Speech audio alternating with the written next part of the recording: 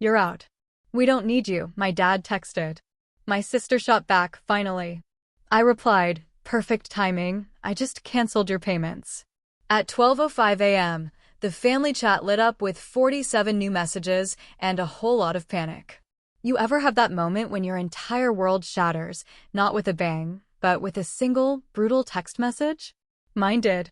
It was 12:05 a.m., and my own father, the man who raised me, just told me I was out, that they didn't need me anymore. But the real gut punch? My sister's reply, finally. I remember it like it was yesterday.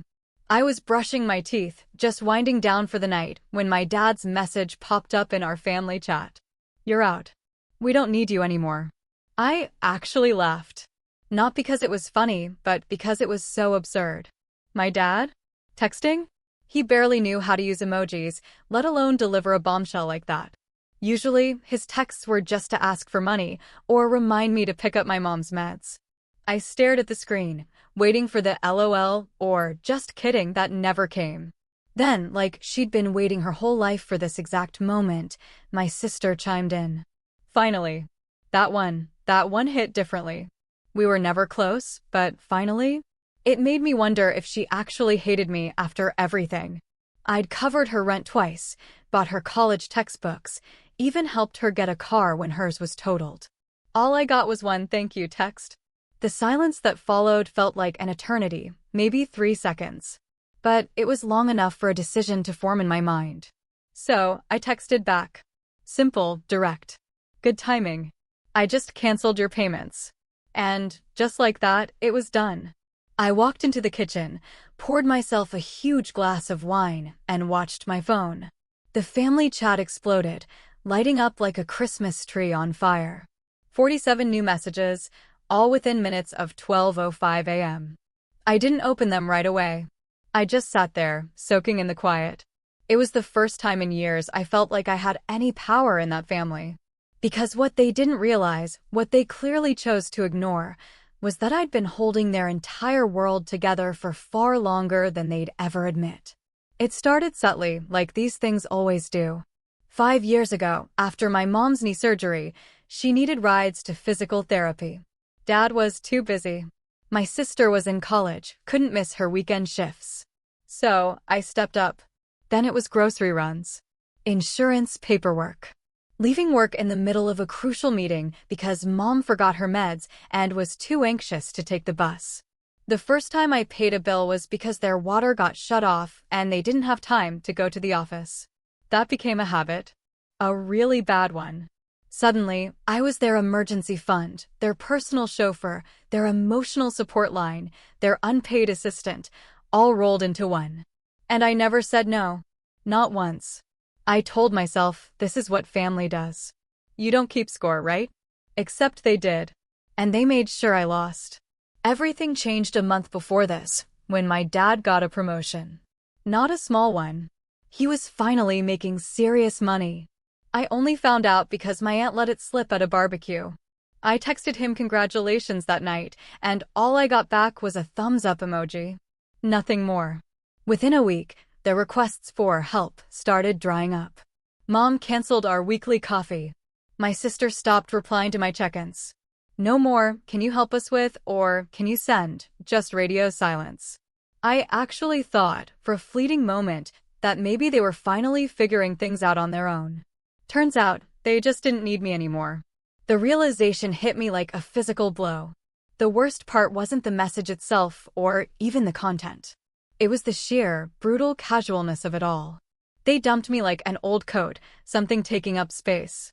No explanation. No gratitude. Just you're out. That night, I didn't sleep. I made a list.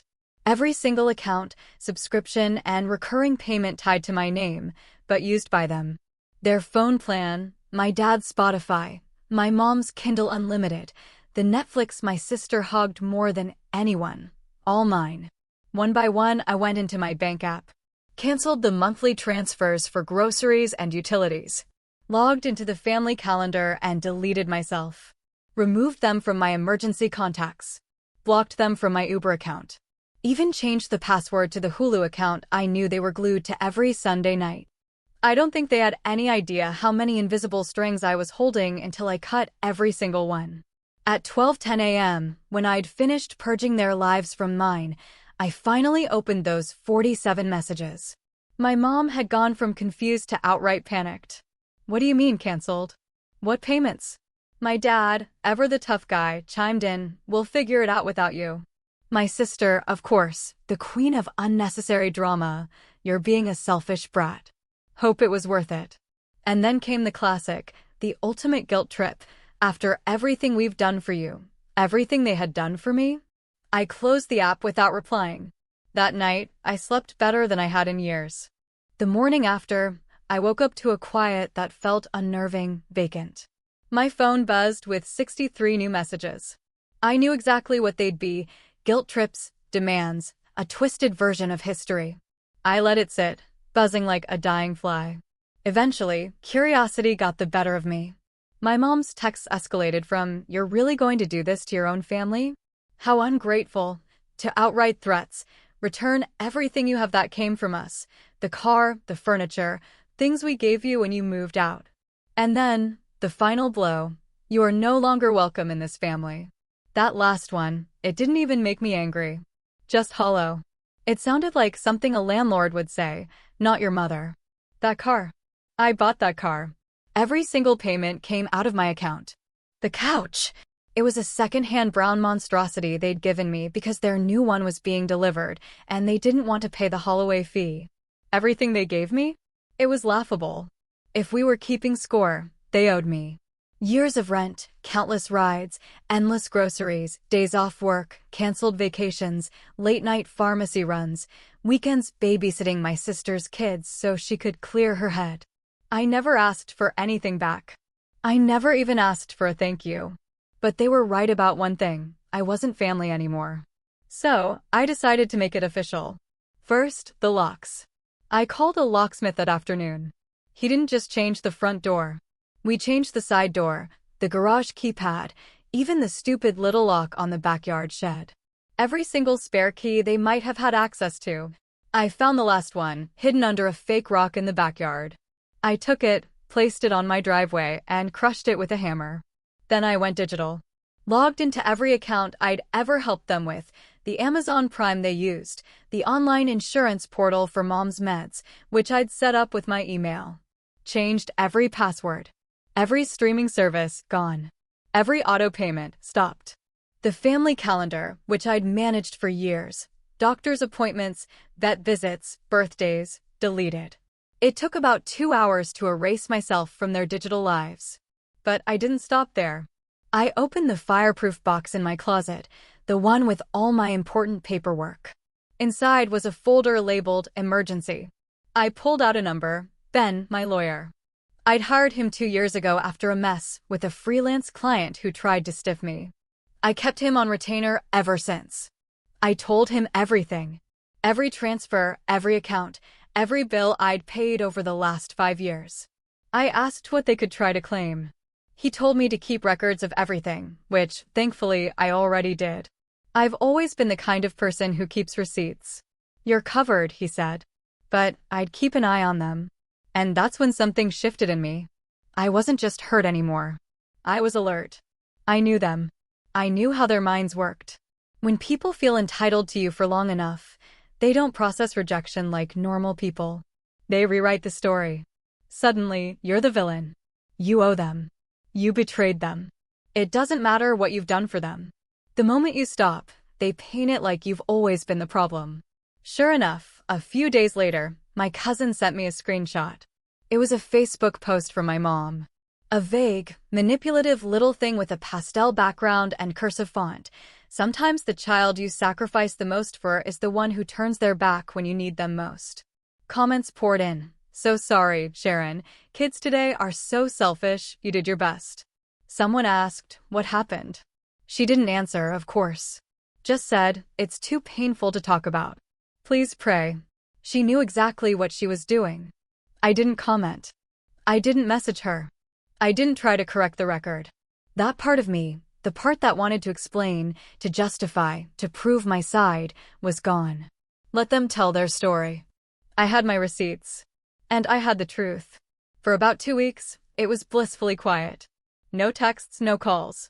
Not from them, not from my sister, not from the people who used to drop in and ask for favors because you're the only one who gets it, Velma. I started to feel like maybe it was really over. But of course, it wasn't. Because when you cut off people who are used to bleeding you dry, they don't just move on. They scheme. And one morning, I opened my closet, reached for an old book where I used to hide cash as a kid, just in case of emergencies, and felt nothing inside. My hands started shaking. $20,000. Gone. That's when I knew they'd been in my house. It was a Thursday morning. I'd had a flat tire the night before, so I was working from home. Around 11, I went to grab a tax folder from behind a row of old books, my teenage Bronte novels. One book, Wuthering Heights, a thick, hardbound copy, felt too light. It wasn't a book, not really. It was a vault. I'd hollowed it out when I was 14, carving the center with an X-Acto knife. Back then, it held birthday cash and notes. As I got older, the habit stuck. Even with a real savings account, I liked having physical cash, my just-in-case money. Over the years, I'd built it up, 20 here, 50 there. No one knew it existed, not even my closest friends. Just me. And maybe, just maybe, my mother. Years ago, when I moved into this house, she'd helped me unpack. She picked up that book, laughed when it felt light, flipped through it, made some comment about how sneaky I used to be. I laughed with her. I didn't think twice about it. Until that morning. When I opened that book, it was empty. I checked again, flipped through every page, shook it. Nothing.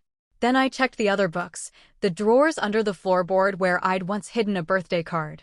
Every place that ever held anything important was empty. $20,000 gone. And not a single lock was broken. No forced doors.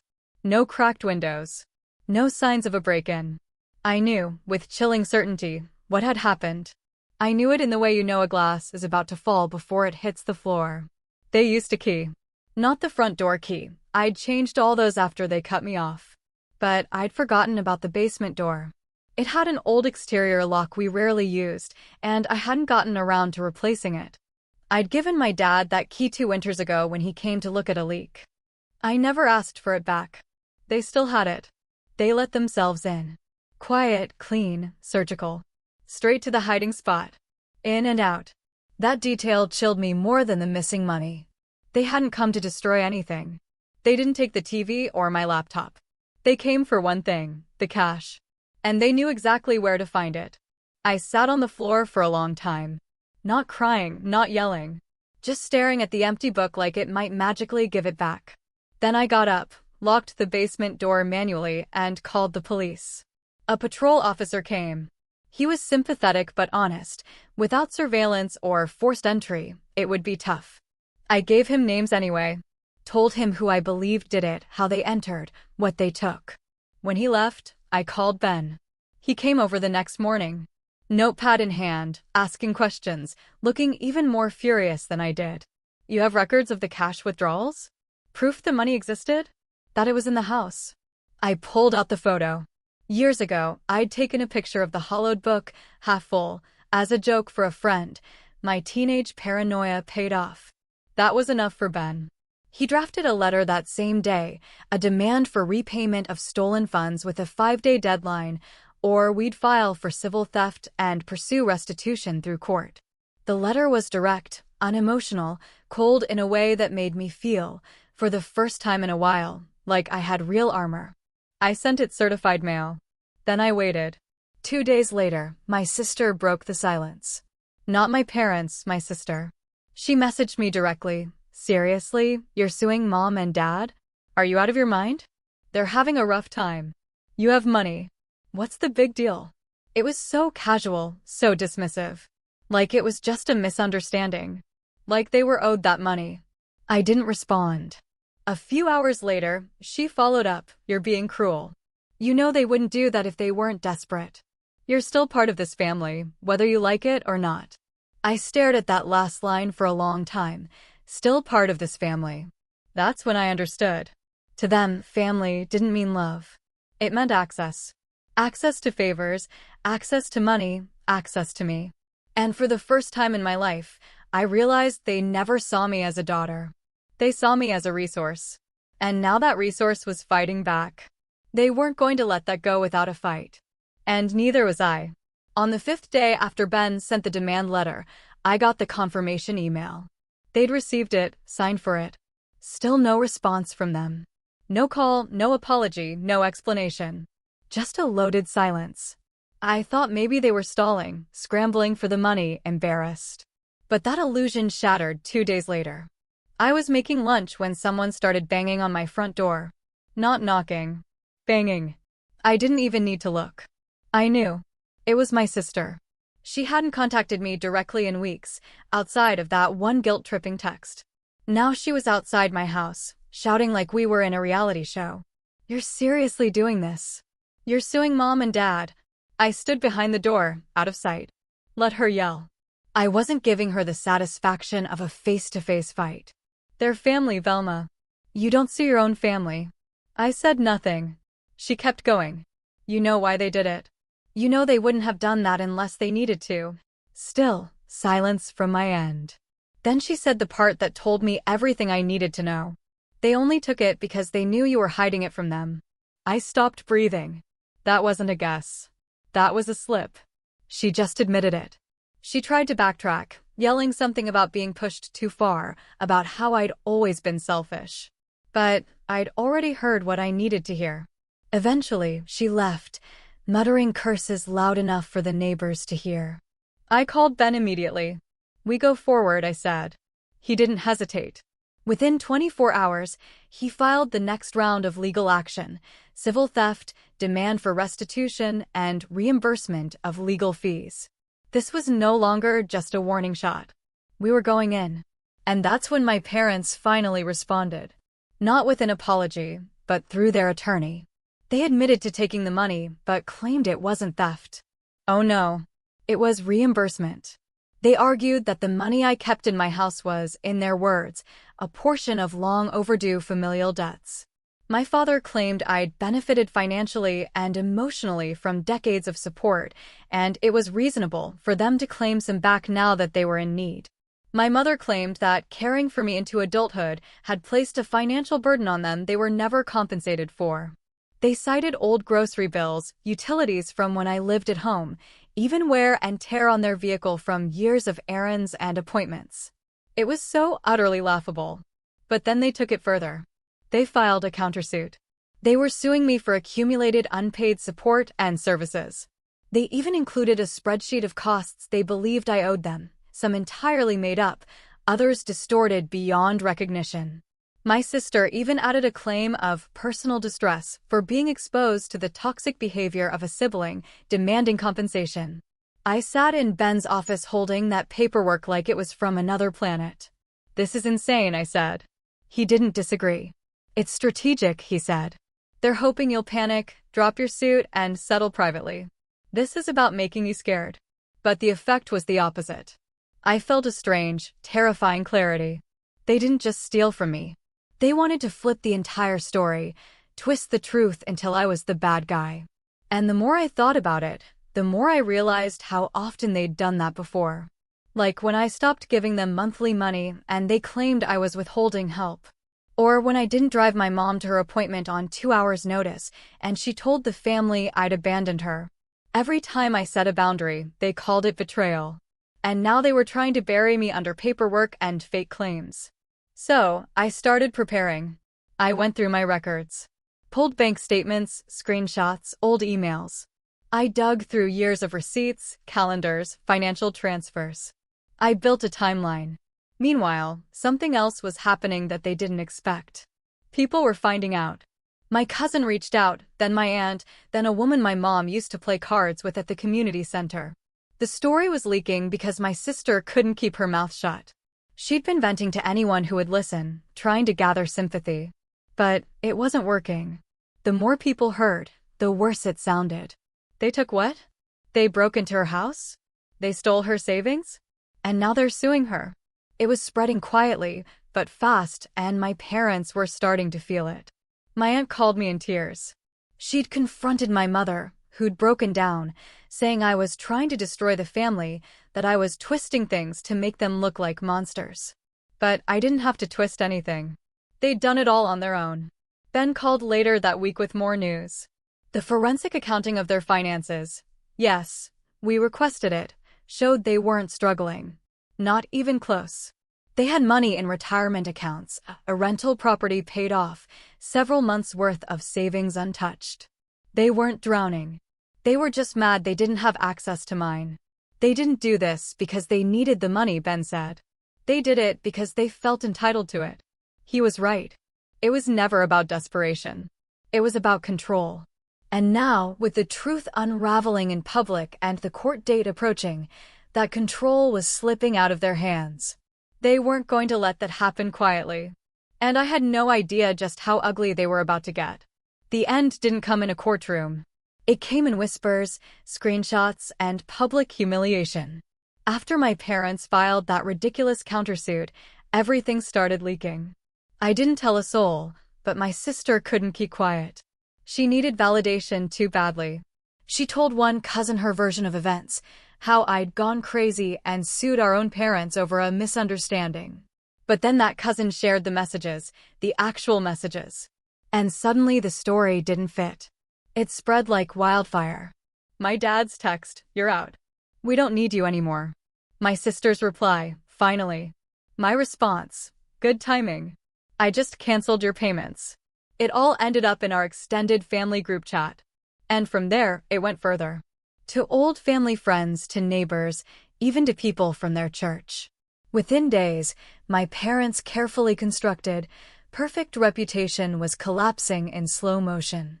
My aunt called me first, her voice a mix of disbelief and fury. "Velma, is it true? They took money from you." I didn't deny it. I didn't explain it either.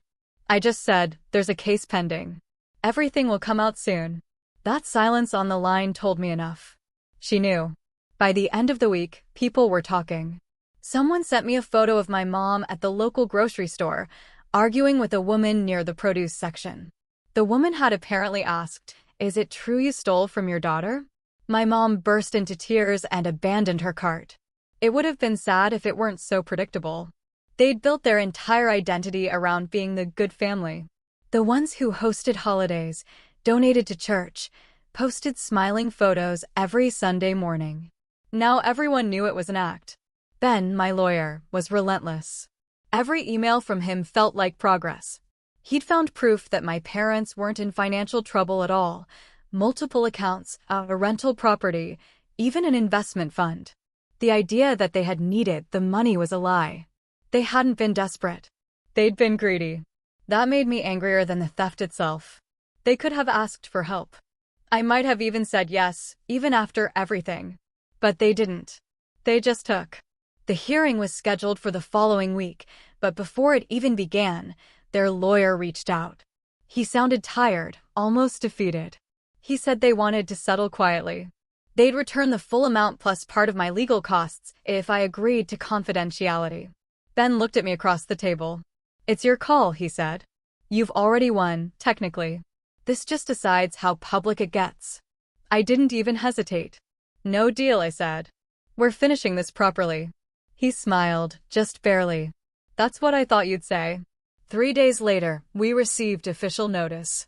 They were withdrawing their countersuit, returning the full $20,000, covering partial fees, and providing a written admission of taking the money without explicit consent. It was the legal equivalent of waving a white flag. They hadn't apologized. They hadn't even called.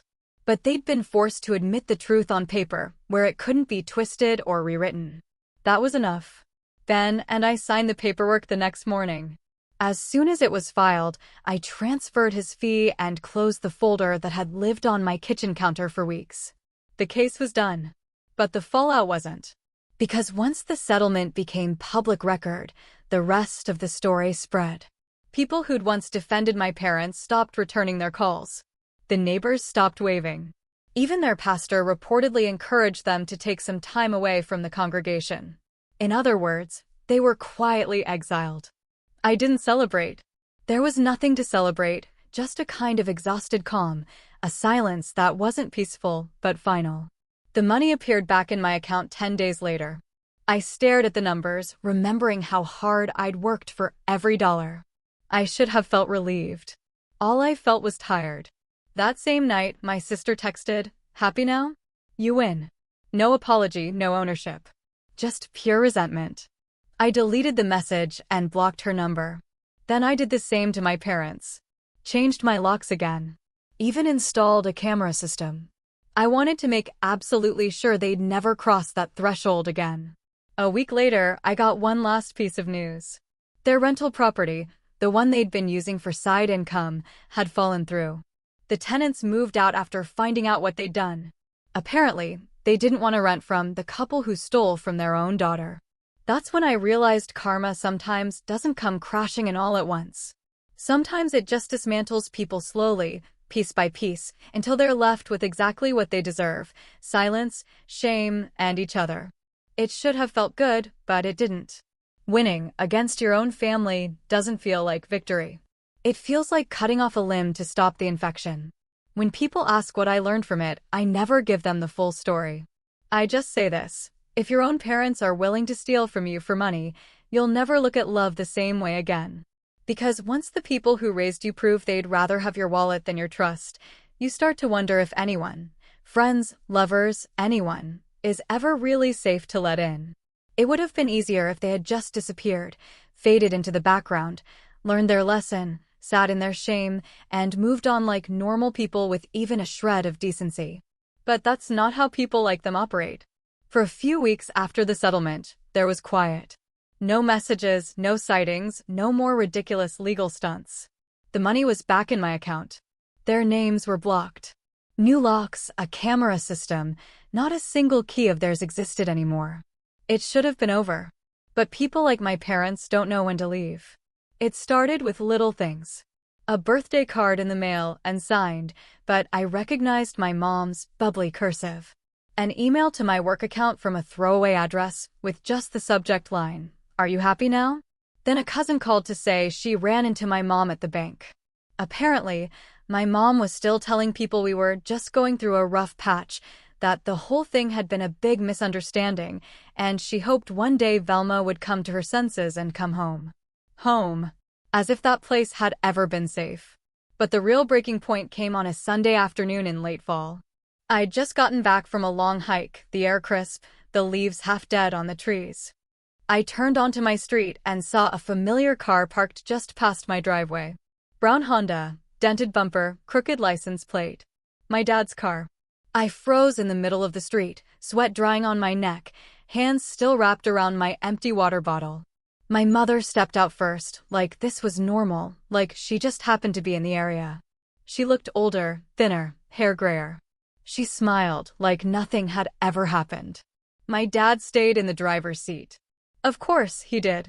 She started walking toward me, slowly, cautiously, hands folded in front of her, making herself seem small, non-threatening.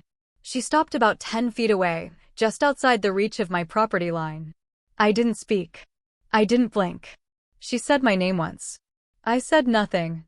Then she said, "Can we talk?" Just talk. And that was when I realized something important.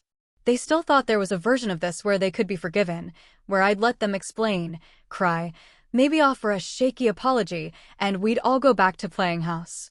They didn't understand the difference between hurt and done. I wasn't hurt anymore. I was done. I turned and walked back the way I came. I didn't say a word.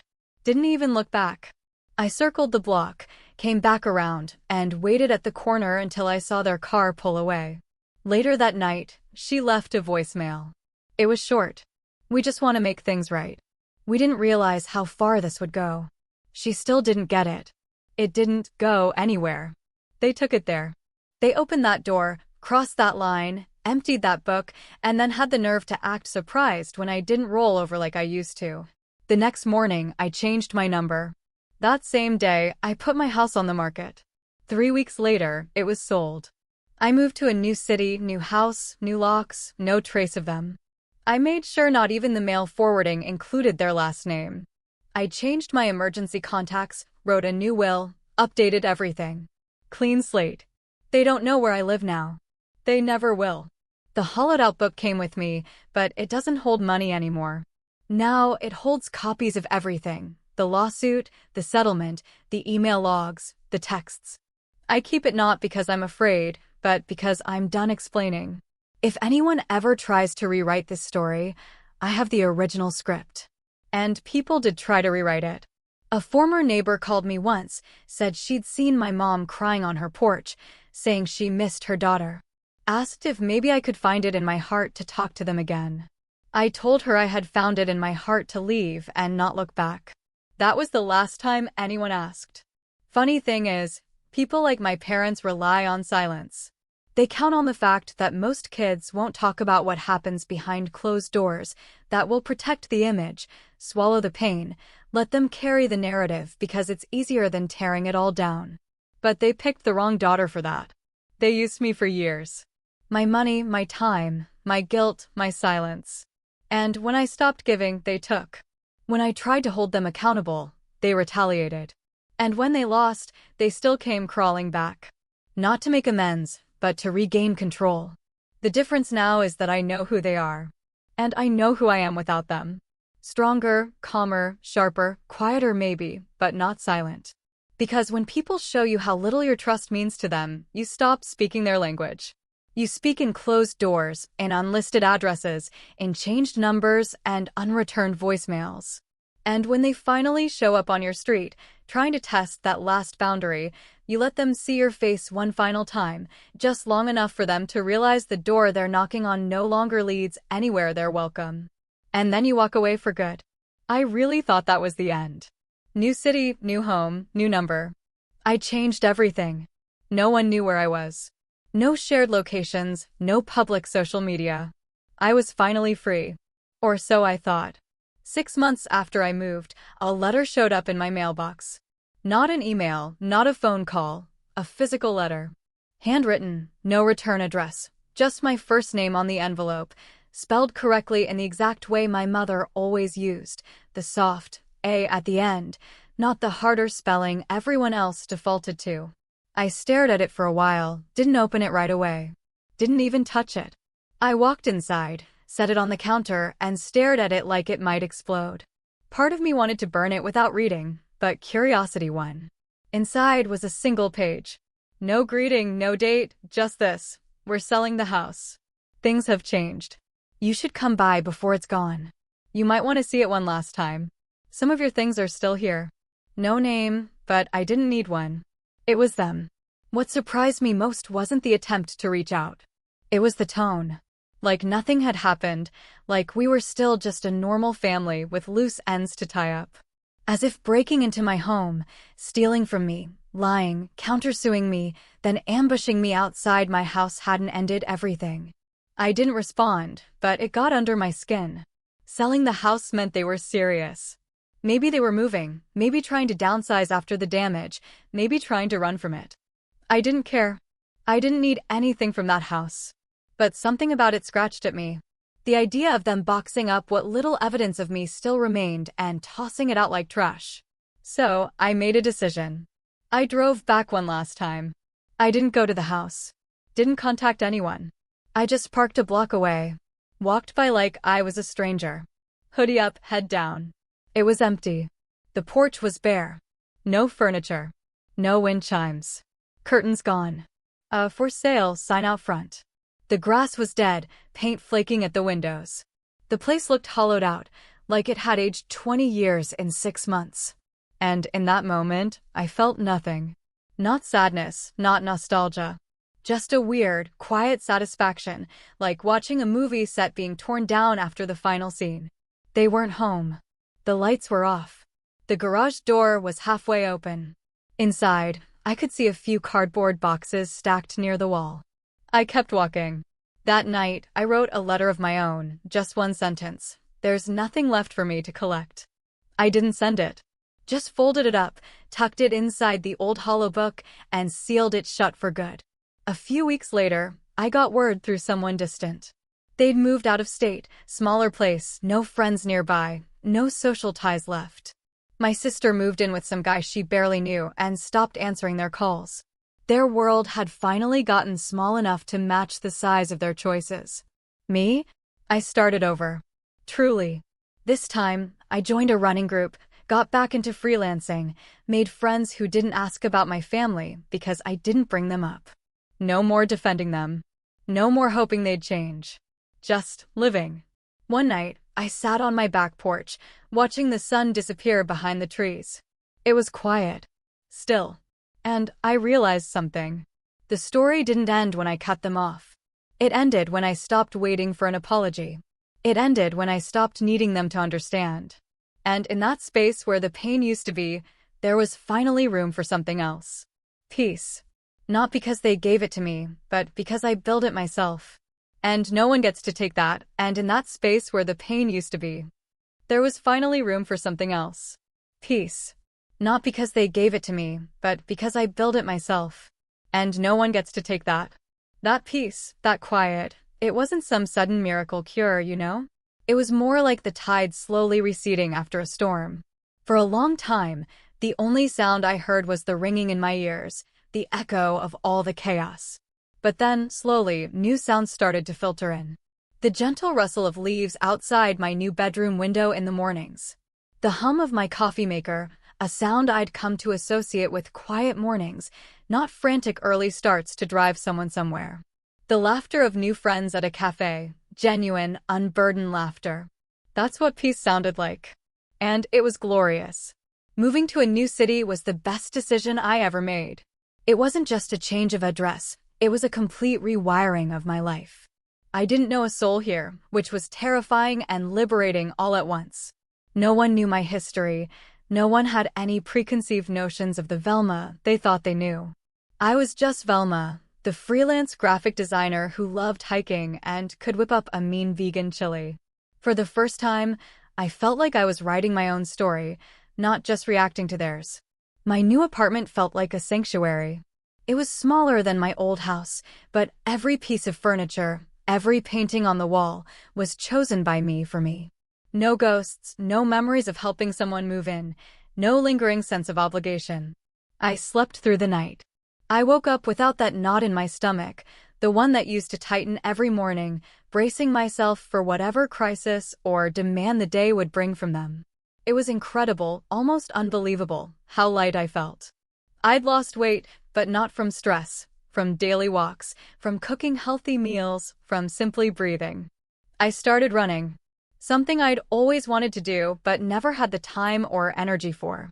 My lungs burned, my legs ached, but with every mile I felt stronger, more grounded in my own body. I joined a running group, a bunch of diverse, supportive people who just loved the pavement and the endorphins. They were easy honest. We talked about silly things, serious things, but never once did my past come up. I didn't offer it, and they didn't pry. It was a refreshing kind of anonymity, a blank slate I painted with new experiences. I even started dating again, cautiously at first. I met a wonderful man named Alex. He was kind, patient, and had an uncanny ability to listen without judgment. He was the opposite of everything I had known love to be with my family. Not a transaction, not a demand, but a quiet, steady presence. He made me feel seen, truly seen, for the first time. I told him about my past, eventually. Not all at once, but in pieces as I grew to trust him. And he listened, his hand warm and reassuring over mine. He didn't pity me, he didn't try to fix me. He just understood, and that was enough. Months turned into a year. My new life was flourishing. My freelance business was thriving, I had a solid group of friends, and my relationship with Alex was deepening in a way I hadn't thought possible. The hollowed-out book, my original script, remained on my shelf. I rarely touched it, but its presence was a quiet reminder of how far I'd come, and a promise to myself that I would never let anyone dictate my narrative again. I truly believed it was over. Then, the whispers started. It began subtly, like a faint static on a clear line. A former colleague from my old job, someone I hadn't spoken to in ages, emailed me. Not about work, but a brief, almost apologetic message. "Velma, I hope you're doing well. Just wanted to let you know. I saw your mom's latest Facebook post. It's something. I felt a cold dread creep up my spine. My stomach tightened, a familiar sensation I thought I'd buried. I hadn't blocked her from my personal email because she wasn't a direct threat, just a reminder of a life I'd left behind. I debated ignoring it, but the old habit of needing to know, needing to be prepared, kicked in. I logged into a burner Facebook account, one I kept specifically to occasionally check their public profiles, just in case. And there it was. Not a pastel background this time, but a blurred, slightly tearful selfie of my mother. The caption, however, was pure poison. The hardest thing a mother can do is forgive the unforgivable. Some wounds never heal, especially when inflicted by your own flesh and blood. Pray for strength as we face ongoing challenges from those who seek to destroy our family. It was vague enough not to name me, but specific enough that anyone who knew our history would connect the dots. The comments were a mix of pity and outrage. "Oh, Sharon, my heart breaks for you. How could a child do this?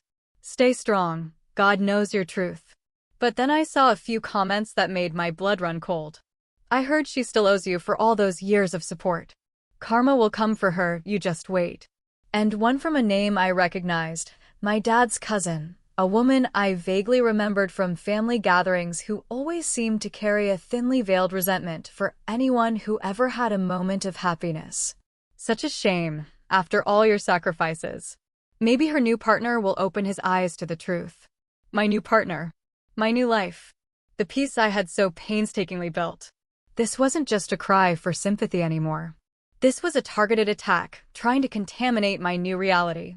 They were trying to reach into my sanctuary, trying to pollute the peace I had fought so hard for. I felt the familiar rage simmer beneath my skin, a feeling I thought I'd conquered. But it wasn't the same kind of rage. It was a protective fury. This wasn't about them anymore. It was about me and my right to live free of their toxicity. I immediately called Ben. His voice was calm, reassuring, a welcome balm to my rising panic. "Velma, I thought you might call." He already knew. My aunt, the one who had confronted my mother earlier, had apparently seen the post too and, knowing Ben was my lawyer, had forwarded it to him. "They're getting desperate," he said. "Finances aren't looking good for them, and their social standing has taken a severe hit. This is their way of trying to rally the troops, spin the narrative again." "But what about her new partner?" I asked, my voice tight. "How do they even know about Alex?" Ben paused. "Could be anything. Social media is a spider web. Even if your profile is private, if one of your new friends has a public profile and tags you, or if Alex's profile is public, they could piece things together. They're obsessive, Velma. They're looking for weaknesses." He advised me to block anyone remotely connected to them on all social media and to make sure Alex and my new friends understood the situation so they knew not to engage. I talked to Alex that night. He listened, as always, his expression serious. "I'm sorry you're going through this again, Velma," he said, pulling me into a hug. "But you're not alone this time." His support was a comfort, but the invasion of privacy, the feeling of being watched even from a distance, not at me. The peace was still there, but it felt tainted. The Facebook post was just the beginning. A few weeks later, something far more sinister emerged. I received an official-looking letter in the mail, but it wasn't from Ben. It was from a law firm I didn't recognize in my old city. I opened it with shaking hands. It was a summons. They were suing me again. Not just for unpaid familial debts, but for emotional distress, reputational damage, and loss of future earnings due to my malicious and unfounded legal actions. They claimed my previous lawsuit had driven away their tenants, cost them potential business, and severely impacted their mental health, leading to financial hardship. They were asking for an astronomical sum, far more than the $20,000 they had stolen. It felt like a sick joke. My old feelings of panic and exhaustion threatened to overwhelm me. This wasn't just a social media smear. This was a full-blown legal assault, designed to drain me financially and emotionally. They were leveraging their perceived victimhood, trying to flip the script entirely. They were painting themselves as the martyrs, and me as the heartless, vengeful child who had destroyed her own family. I was in Ben's office the next morning, the summons spread out on his desk. He looked at it with a mixture of grim amusement and professional determination. Well, he said, a wry smile playing on his lips, they certainly are persistent. And predictable. He explained that this was a classic legal tactic, often used by desperate parties to overwhelm the opposition and force a settlement. They hoped I would cave, rather than endure another costly and emotionally draining court battle. But they're weak, Velma, he stressed. Their case has no merit. They're trying to bully you. This time, something was different. The initial shock, the fear, it quickly hardened into a resolve I hadn't known I possessed. I wasn't that scared, boundaryless person anymore. I had been. I had my own resources. I had a life worth protecting. They won't win, I said, my voice steady. We'll fight this. And we did. Ben and his team went to work. They filed a motion to dismiss, arguing that the countersuit was frivolous and an abusive process, a direct retaliation for the previous case where my parents had already admitted fault. We presented the certified admission of taking the money. We presented all the evidence of their financial stability, proving their claims of hardship were fabricated. We even highlighted their continued social media campaign, showing their intent to defame me. It was a comprehensive, aggressive defense. The legal process was slower this time, but the emotional toll was surprisingly less. I wasn't constantly reliving the trauma or second-guessing myself. I had a clear goal: protect my peace. I focused on my work, my running, my relationship with Alex. He became an invaluable anchor during this period, offering quiet support, making me laugh, reminding me of all the good things I had built. My friends, when they heard the sanitized version of events, my family is trying to extort me again, were fiercely protective. They rallied around me, bringing me food, taking me out for distractions, just being there. I saw, more clearly than ever, the stark contrast between the family I had chosen and the family I had been born into. One was a source of strength, the other a draining well of toxicity. My parents, through their new lawyer, a particularly aggressive and unpleasant man named Mr. Thorne, were relentless. They submitted reams of documents, trying to justify their claim that I owed them for everything.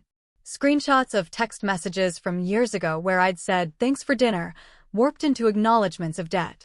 Calculations for child-rearing costs that included tuition for schools I never attended and braces I never had. They even tried to claim I owed them for the emotional labor of raising me. It was absurd, but it was also a testament to their deep-seated belief that I was their property, an unending resource. Ben laughed when he saw the emotional labor claim. I've seen some desperate arguments, Velma, but this one takes the cake. The turning point came during the preliminary hearings. Mr. Thorne, on behalf of my parents, tried to paint me as a cold, ungrateful child who had abandoned her ailing parents. He brought up the stolen money, but twisted it, arguing it was a desperate act by parents pushed to the brink by their daughter's cruel abandonment. He even tried to introduce new, fabricated emails, allegedly from me, admitting to financial manipulation. But Ben was ready. We had all the original emails, the texts, the certified admission. He tore apart Mr. Thorne's arguments with surgical precision, presenting our own timeline, meticulously documented, exposing every lie. He even had a forensic linguist analyze the fabricated emails, proving they couldn't have been written by me. The judge, a no-nonsense woman with sharp eyes, grew visibly annoyed with Mr. Thorne's increasingly outlandish claims. She knew what they were doing. It was clear they were trying to bleed me dry through legal maneuvering, hoping I'd give up. But I didn't. I sat there, calm and collected, watching my parents from across the courtroom. My mother looked frail, her eyes starting nervously. My father looked angry, his jaw clenched, still refusing to meet my gaze. My sister wasn't present. After a particularly damning cross-examination of my father, where he stumbled over his own lies about their supposed financial destitution, the judge called for a recess. She made it clear that she was considering imposing sanctions for frivolous litigation. That's when the tide truly turned. Mr. Thorne, his bluster gone, approached Ben. He looked defeated. He offered a settlement. Not a "we'll drop our case if you drop yours" kind of deal, but an outright withdrawal of their lawsuit, with an offer to cover a portion of my legal fees. They were still unwilling to offer a full reimbursement for my legal costs, and certainly no apology, but it was a clear victory. They were capitulating. They're running out of steam, Velma, Ben told me privately. And running out of money for Mr. Thorne's fees, I imagine. He likely advised them this was the best they could hope for. I didn't hesitate. Take it, I said. Just make sure there's no confidentiality clause this time. Ben nodded, a faint smile on his face. My thoughts exactly. The settlement was signed, sealed, and filed. It included a public dismissal of their lawsuit and a clear statement that the dismissal was voluntary, with no concessions from me beyond dropping my request for full legal fee reimbursement, a small price to pay for a complete and public victory. The local papers, who had picked up on the sensationalism of a family suing its daughter over familial debts, reported the dismissal. It was a quiet item, but it was enough. The story, once again, was out there. Not the one my parents wanted, but the truth. The aftershocks were slow but powerful. My mother's Facebook activity dwindled to nothing. My father's cousin, who had made those snide comments, deleted her account. The social exile they had been trying to inflict on me had boomeranged back on them, even harder. It felt poetic, in a way. They had tried to paint me as the monster, and in doing so, had exposed their own monstrousness. Life continued to unfold, richer and more vibrant than ever. I took up pottery, finding a new kind of meditative peace in shaping clay with my hands. Alex and I moved into a house together, a real home filled with warmth and laughter and shared dreams. He met my chosen family, my friends from the running group, my colleagues, and he fit seamlessly into my new, self-built world. He was everything my birth family wasn't: supportive, respectful, genuinely kind. One evening, Alex and I were sitting on our porch, watching the fireflies blink in the summer twilight. The air was soft, carrying the scent of jasmine. I had my head on his shoulder, feeling truly content. You know, I said softly, they tried to contact me again. Not directly, not legally, but through a distant relative. They wanted to make amends. Alex squeezed my hand. And what did you say? I smiled, a genuine, peaceful smile. Nothing. I didn't say anything. I just blocked the relative's number. I realized something, Alex. They weren't trying to make amends for what they did to me. They were trying to make amends for what happened to them because of what they did. They wanted to escape the consequences, to rewrite the narrative one last time. He kissed the top of my head. And you didn't let them? No, I said, looking out at the stars. Because they still don't understand. They never will. They still think the world revolves around their needs, their comfort, their version of the story. But my story isn't about them anymore. It's about me. It's about this. I gestured vaguely at our quiet home, the fireflies, the safe space we had created. I found myself thinking about the hollowed-out book, still on my bookshelf. It held a new meaning now. It wasn't just a record of their deceit. It was a testament to my resilience. It was the physical manifestation of the boundary I had drawn in the sand, the line I would never allow them to cross again. It was my story, unedited and censored and fiercely protected. The peace I had built was no longer fragile. It was a fortress. It was forged in fire, tempered by betrayal, and built brick by agonizing brick with my own strength and the unwavering support of the people who truly loved me. It wasn't a peace given to me. It was a peace earned. And for the first time in my life, I wasn't just surviving. I was thriving. I was living. I was free. And that, I realized, was the ultimate victory. It wasn't about them losing. It was about me winning, truly winning, my own life back. I still have a deep scar from all of this, a war wound on my soul. But it's no longer an open wound, festering and painful. It's a healed scar, a reminder of what I survived and how strong I became. It's a reminder that love isn't about obligation or manipulation or a blank check. It's about respect and trust and kindness. It's about choosing to show up for each other, not because you're forced to, but because you want to. And sometimes, the most loving thing you can do for yourself is to walk away from the people who claim to love you, but only ever wanted to use you. Because true love, the kind that lasts, the kind that heals, never asks you to sacrifice yourself. It empowers you to become who you were always meant to be. And no one, absolutely no one, gets to take that away.